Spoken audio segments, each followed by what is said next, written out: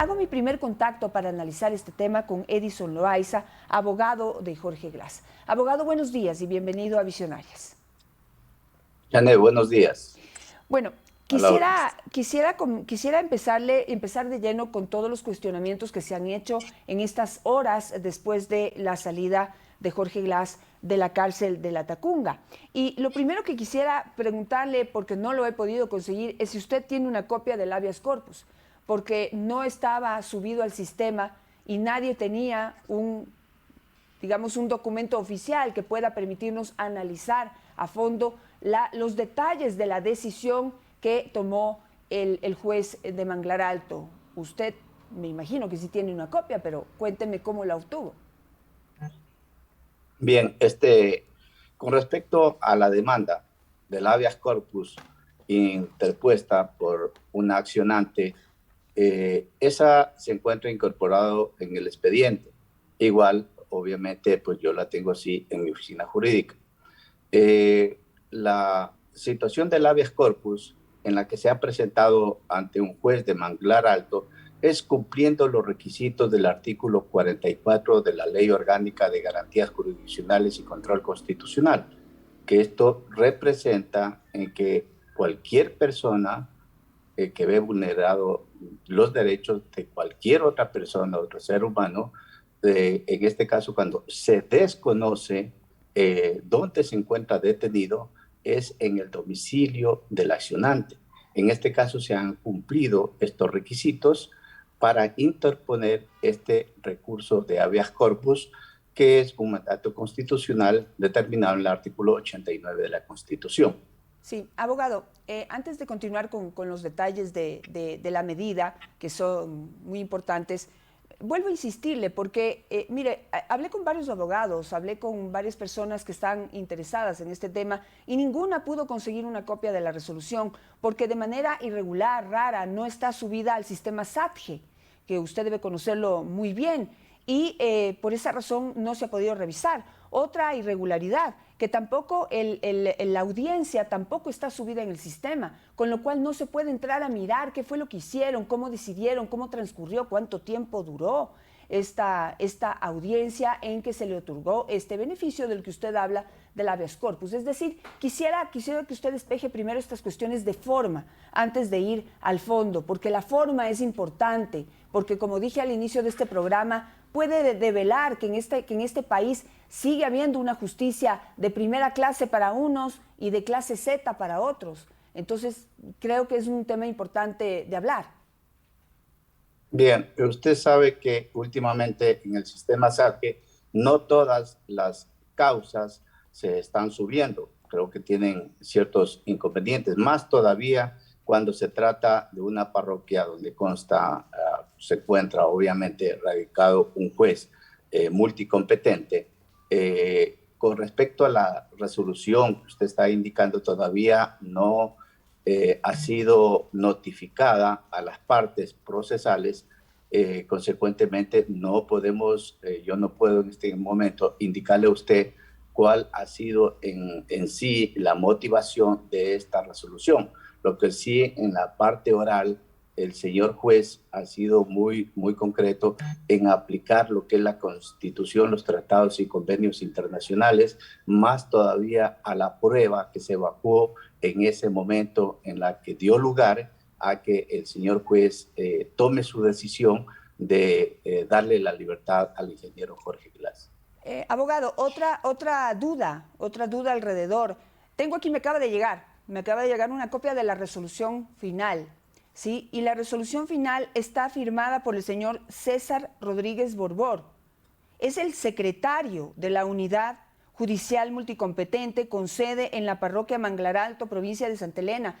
Las resoluciones de habeas corpus deben estar firmadas por el juez, porque en este caso no se cumple con esa obligación. Bueno, eso yo no podría darle respuesta en la que usted está indicando. Las notificaciones, efectivamente, las notificaciones las hace todos los actuarios de los despachos de la función judicial. En sí, la sentencia físicamente debe de estar normalmente firmado por los que administran justicia, esos son los jueces. Bueno, aquí estas son las dudas que se generan alrededor de este caso. Pues usted dice que no todos los procesos suben al SAT, que entiendo que es así, pero es que este no sea subido, pues lamentablemente causa más dudas de las que ya causa. Y esta otra cosa rara, no la puedo denominar irregularidad porque no soy experta en el tema, pero de lo que he conocido siempre es que un habeas corpus tiene que estar firmado por el juez responsable de haber tomado la decisión. Y aquí está firmada por el secretario. Lo dejamos ahí para seguir averiguándolo y ver qué es lo que pasa. Ahora quisiera pasar al tema de fondo. Abogado, no me queda clara cuál es la razón por la que se le otorga el habeas corpus. ¿Usted me puede aclarar cuáles fueron, digamos, las premisas que se pusieron sobre la mesa del juez para solicitar este habeas corpus? Ya, el habeas corpus tiene una particularidad con respecto a, independientemente a lo que dice que la orden de detención que ataca el habeas corpus cuando es ilegal, arbitraria o ilegítima. Esa es una cosa. La otra es cuando la persona se encuentra en tortura o en riesgo su vida. En este caso se ha demostrado en la audiencia que se encuentra en riesgo su vida por la enfermedad, por la polifarmacia, en la que el ingeniero Jorge Glass se encuentra cada día más afectada su salud. Y sobre eso también se demostró a través de los médicos que a través de vía Zoom dieron sus diagnósticos que le habían elaborado, que lo habían analizado a él desde el año pasado. Tanto médicos del Ministerio de Salud Pública del Ecuador como médicos internacionales. Esto se debió ante resoluciones que se dieron a través de organismos internacionales, en este caso sobre la opinión 39 del 2021 del Grupo de Trabajo de Detenciones Arbitrarias de Naciones Unidas. Esto fue que recomendó al Estado ecuatoriano que se aplique medidas alternativas, o en este caso, la libertad anticipada. ¿Qué está diciendo la libertad anticipada con respecto a las sentencias que él se encuentra cumpliendo u otras medidas no privativas de libertad? Estas son vinculantes para el Estado ecuatoriano. Lamentablemente, desde el año pasado no se ha dado cumplimiento a estas resoluciones internacionales. Y como repito, en la audiencia el señor juez pudo palpar, pudo escuchar todas las dolencias en las que se encuentra el ingeniero Jorge Glass, entre otras, también como la falta de cumplimiento en este caso, que le correspondía a él sobre la fase de prelibertad y la pena única. Estas medidas, estas violaciones a sus derechos venían prácticamente ya más de un año, porque él debió haber obtenido su beneficio penitenciario el 14 de diciembre del 2020 y eso no se ha cumplido. Y justamente usted ha manifestado los pasos de tortuga. Correcto, totalmente de acuerdo. Los pasos de tortuga que se han dado en este caso a favor del ingeniero Jorge David Glass Espinel, sí, que no doctor. Se le han cumplido. Y hoy ya finalmente un juez constitucional dentro de un proceso constitucional se ha dado oídos, en este caso, a documentos vinculantes internacionales en los cuales el Estado ecuatoriano es suscriptor. Así también existen resoluciones de la Corte Constitucional. La Corte Constitucional, dentro de la sentencia 017 del 2018, determinó también ya que genera un precedente para esta resolución del señor juez independientemente de las resoluciones internacionales, que ataca justamente ante un cumplimiento de condena, que muchos juristas, muchas personas pueden dar el grito al cielo, pero ahí están resoluciones de la Corte Constitucional, que la Sí. persona tranquilamente puede salir a seguir cumpliendo su condena fuera cuando hay este tipo de dolencias, en este tipo de situaciones de enfermedades graves, no catastróficas necesariamente. Ajá. Abogado, pero ahí vuelve la justicia de primera para unos y para de tercera, quinta o décima para otros. Pues en la cárcel hay gente con cáncer, con SIDA, con determinadas enfermedades realmente catastróficas y realmente que podrían determinar ese cumplimiento de la pena. Gente que tiene más de 65, 70, 80 años que siguen sin sentencia dentro de la cárcel y ahí están y nadie hace nada. Pero bueno, en este caso se alegó siempre y se ha explicado todas las implicaciones de esta enfermedad que supuestamente tiene el señor Jorge Glass y que usted describe que ya en varias instancias se ha ratificado y se ha comprobado. Pero se decía entre la descripción que él no podía caminar, que era un hombre de no sé cuántos años tiene, 50 y pico tal vez, que parece que está caminando como un hombre de más de 65 años, que bueno, hoy en día la verdad los hombres de 65 años caminan derechitos y perfectos, ¿sí?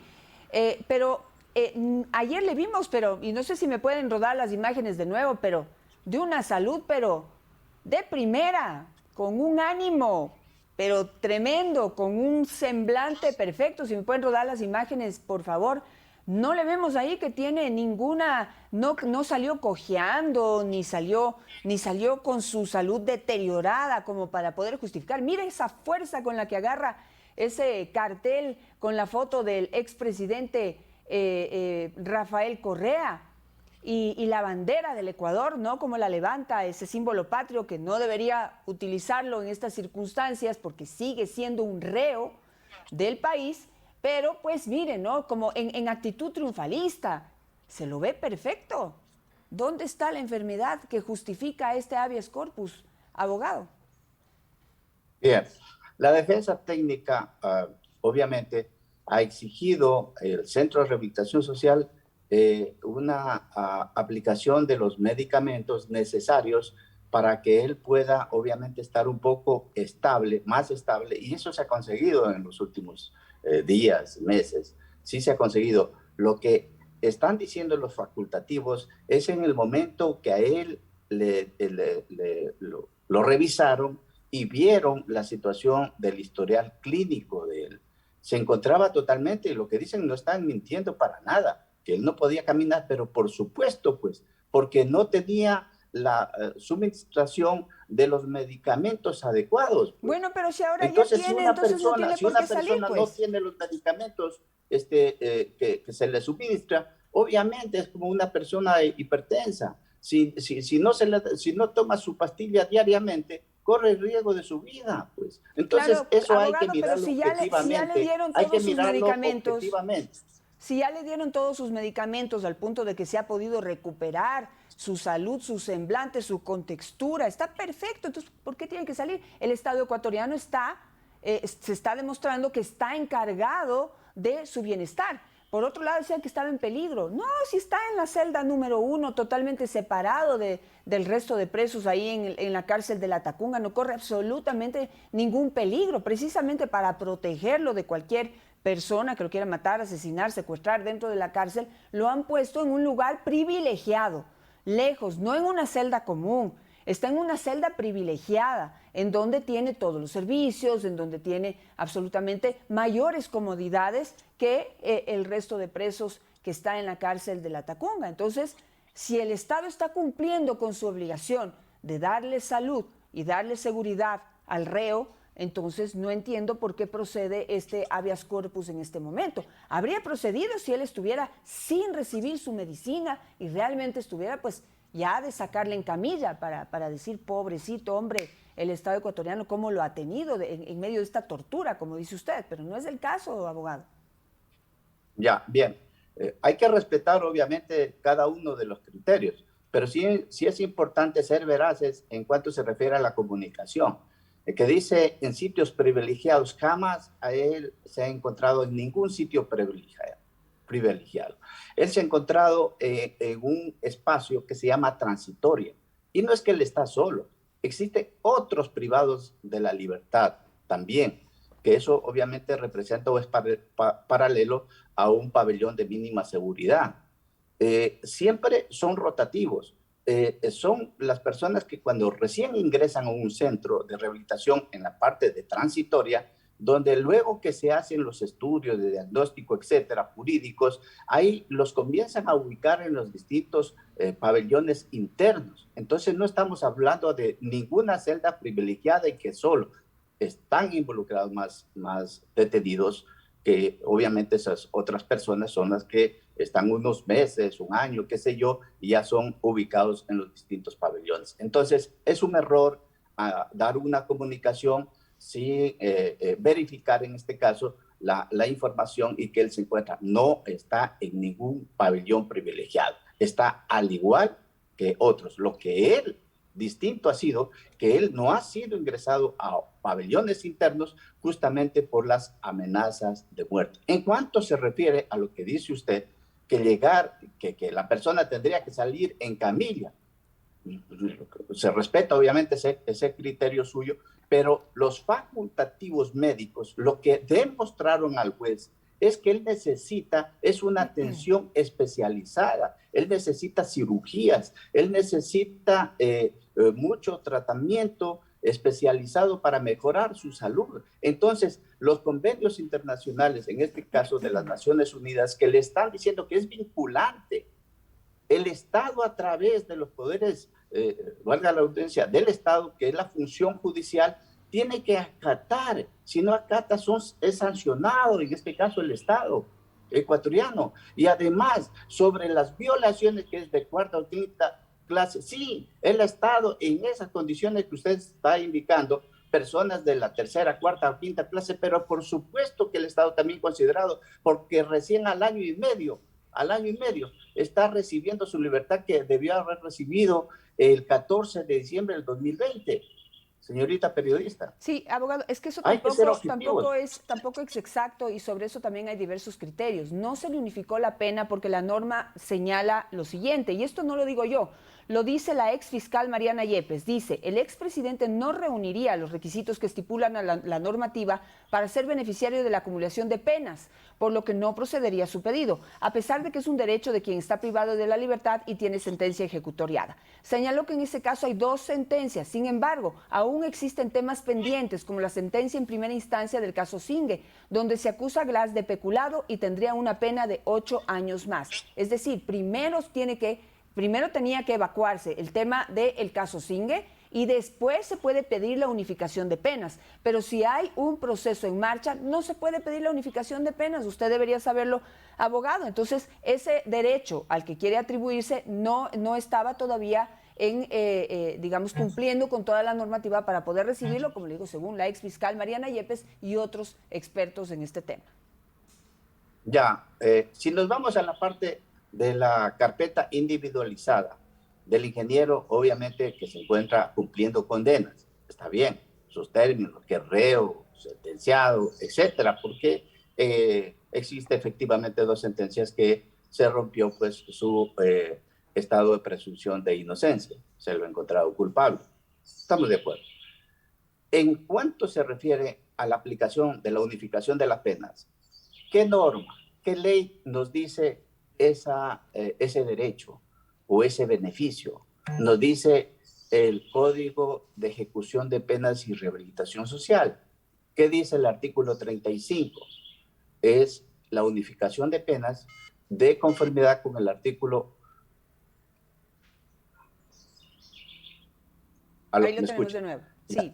Con el artículo 81 del Código Penal. Y el numeral 3 dice, cuando exista condenas de reclusión. En este caso, la pena de 6 años, por caso Odebrecht, por asociación ilícita, se le puso de reclusión menor, 6 años. 8 años se le impuso en el caso de cohecho, 8 años de reclusión mayor. Entonces, se encuentra cumpliendo esos requisitos del artículo 81. Entonces, estamos hablando que esta ley, el Código de Ejecución de Penas, establece desde el artículo 1 sobre el cumplimiento de sentencias, estamos hablando de sentencias ejecutoriadas. Entonces, sí se debió, por parte del director del centro, solicitar al juez de la pena mayor, la aplicación de la unificación de la pena que la absorbe a la de 6 años. Independientemente que no tiene nada que ver la sentencia del caso Singe de 8 años. ¿Por qué? Porque no se encuentra esta sentencia ejecutoriada. Está un recurso de apelación y no tiene prisión preventiva. Entonces, ¿cómo puede tratar de que, o exigir de que se aplique una ley en la que única y exclusivamente se cumple cuando existen sentencias ejecutoriadas? De acuerdo a lo que dice la ex fiscal Mariana Yepes, uno de los requisitos para acogerse es que no exista una orden de prisión preventiva, como usted efectivamente lo señala, que en este caso no existiría, pero tampoco que exista una sentencia pendiente. Y en este caso hay una sentencia en primera instancia que está todavía pendiente de ser ejecutoriada o ratificada. Entonces, por ese motivo no se le puede unificar. El artículo 1 de esta ley del Código de Ejecución de Penas, única y exclusivamente, esos beneficios son cuando existen sentencias ejecutoriadas, nada más. No existe, porque no puede entrar la jurisdicción penitenciaria cuando hay una jurisdicción judicial. Sí aplica, en este caso, la jurisdicción penitenciaria simplemente que está con una orden de prisión preventiva que se encuentra a órdenes de tal o cual juez. Eso es distinto, pero en este caso no hay. Consecuentemente, no tiene nada que analizar la jurisdicción penitenciaria. Claro, pero ¿cómo es la cosa? Usted unifica las penas, digamos, del caso Odebrecht y del caso Arroz Verde, ya unifica esas penas y después le ratifican la sentencia del caso Singe, ¿y qué hace? Bueno. No entiendo ahí. ¿Le suma? Si usted observa el artículo 35, no le está diciendo por única vez. No le está diciendo que esta aplicación de la pena única es por única vez. No lo está diciendo. Los beneficios penitenciarios no es la libertad total. Los beneficios penitenciarios de la prelibertad que ha alegado siempre la defensa técnica a través de los jueces de garantía penitenciarios y solicitado al SNAI o al director del centro donde se encuentra detenido, es una parte del tratamiento de la rehabilitación, no es la libertad total. En este caso, lo que ha decidido el señor juez no es la libertad total. Eso es una aplicación de mandato de la Corte Constitucional como de tratados y convenios internacionales, pues. Pero, por supuesto, cuando se presenta un habeas corpus, todos los jueces se revisten de jueces constitucionales. Y eso es lo que se está aplicando. Por favor, hay que revisar bien la Constitución, la ley, los tratados y convenios internacionales. Bueno, son distintos criterios que aplican justamente ustedes que están metidos en el tema de justicia y yo solamente le estoy repitiendo lo que he consultado, distintas opiniones para que usted nos pueda dar la suya. Pero hay otro cuestionamiento, señor abogado, y es el hecho de que esa solicitud de habeas corpus, de acuerdo a la normativa, debió haber sido solicitada en la jurisdicción en donde se encuentra el reo. Eso es la Tacunga. Y ahora esto se presentó en Manglar Alto. Dice, en dónde está el reo o si es que no se sabe en dónde está recluido el señor porque ha desaparecido, no sé, se tiene que solicitar en el lugar de su domicilio. Y hasta donde sabíamos, Glass vivía en Quito por su condición de ex vicepresidente y en Guayaquil, que es su ciudad en donde él vivía, digamos, naturalmente, por decirlo de alguna forma. Pero ¿de cuándo acá vivía en Manglar Alto? ¿Por qué se presenta esa solicitud allá? A ver, el legitimado activo, en este caso una señorita Nicole Malavé, lamentablemente, no sé si lo anota el artículo 44 de la Ley Orgánica de Garantías Jurisdiccionales y Control Constitucional, lo que usted está diciendo es efectivamente cuando el afectado presenta un habeas corpus donde se encuentra el detenido, ¿ya? O del domicilio. Efectivamente, el detenido está hasta ahora en la Tacunga y su domicilio era en Quito. Pero el legitimado activo, en este caso, y usted lo acaba de decir también, cuando se desconoce, ahí opera, cuando se desconoce el lugar donde se encuentra detenido, en este caso, el legitimado activo, lo que está diciendo la señorita esta que desconocía. Y eso se probó también a través del SNAI, se probó que efectivamente, por los hechos que ocurrieron el 5 de abril de sangre en el Centro de Rehabilitación Social del Turi, hubo amotinamientos en el resto de los centros de rehabilitación social. Y estos amotinamientos que existieron fue, en este caso, en La Tacunga. Entonces, ahí lo sacaron al ingeniero y ahí se desconocía dónde lo fueron a ubicar o a qué centro lo fueron a ubicar. Se desconocía dónde se encontraba detenido. Y obviamente se está cumpliendo lo que dice la Constitución y lo que dice la Ley Orgánica de Garantías Jurisdiccionales y Control Constitucional. Aquí no se está aprovechando absolutamente de nada, porque ha sido de dominio público la situación reiterada de más de un año. E inclusive pues, vamos a mirar ciertos grupos sociales que han estado reclamando desde el 2 de octubre que lo detuvieron al ingeniero. Pero, abogado, y ha habido ciertas manifestaciones, sí, pero en este caso se está cumpliendo la Constitución y la ley, señorita abogado, Janet. pero es que aquí también tengo que volverle a cuestionar esto, porque aquí dice la Constitución, dice, y refiriéndonos al punto de discusión, dice, la Constitución estipula que cuando se desconozca el lugar de privación de libertad del reo, se podrá presentar la acción ante el juez del domicilio del accionante. Entonces, eso tiene que ser, se entiende que tiene que ser ante el domicilio de donde se supone vive el señor Glass, normalmente. No, es el domicilio del accionante. El accionante es el que pone la demanda, el domicilio del accionante. la En solicitud. este caso, la señorita, claro, la señorita vive en Santa Elena. Entonces, el domicilio de ella. Si es uno de Loja, de Macará, del Carchi, y yo estoy presentando, es en mi domicilio. Yo estoy presentando porque desconozco dónde se encuentra detenido. Y se cumplió todos los requisitos por parte del juez constitucional de Manglar Alto, porque hubo una notificación a todos los directores de los centros de rehabilitación social del país y al director nacional del SNAI. Se dieron a su cumplimiento y se radicó la competencia. Eso es lo que ocurrió en la audiencia. Sí. Y en la audiencia se demostró a través del delegado, del señor director, tanto del Centro de Rehabilitación Social de La Tacunga como del SNAI, que efectivamente al ingeniero lo sacaron por precautelar la vida de él. Pero entonces, si era por precautelar la vida, no había peligro en su seguridad, pues. Hay una contradicción ahí, abogado. Pero justamente el Estado protege, el Estado protege al reo. Si ve que su vida está en peligro, lo saca del lugar de peligro. Estaba detenido. Ahí opera porque se desconocía dónde estaba detenido. O sea, vamos a lo que dice la ley. Nada más, nadie tiene que inventarse nada, sino lo que dice la ley. Y si se desconocía, y eso se demostró en la audiencia, que efectivamente lo sacaron sin saber a dónde lo habían trasladado, pero cuando lograron controlar el amotinamiento en la cárcel de La Tacunga, no se sabe si a las próximas horas o al siguiente día lo regresaron al mismo centro, pero hasta eso la persona activa de esta acción jurisdiccional de habeas corpus la presentó dentro de la ley y la Constitución. Bueno, perfecto. Perfecto. Se me quedan algunas cosas en el tintero. Tengo que contactar con mi próximo invitado abogado, pero también me parece bastante raro, sí, que esto haya caído, primero que se hayan reunido a la madrugada para decidir un habeas corpus, en horas, cuando en otros casos toma días, semanas la resolución de un habeas corpus. Aquí en una madrugada se reúnen y chinchan. Y de ahí el juez, que extrañamente resulta sorteado, resulta que ha sido pana de don Glass, pues.